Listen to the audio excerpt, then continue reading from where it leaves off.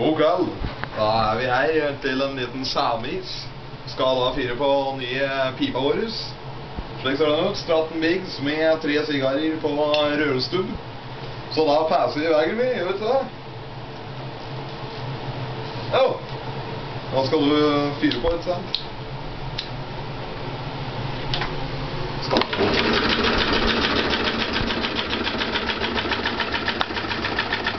Da er det full fyr og flamme.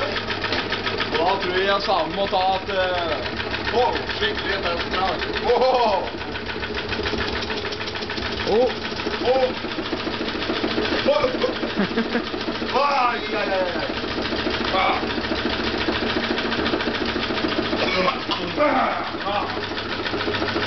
Ikke barnemat, dette her.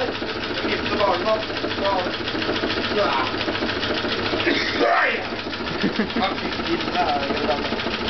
nå prøver jeg at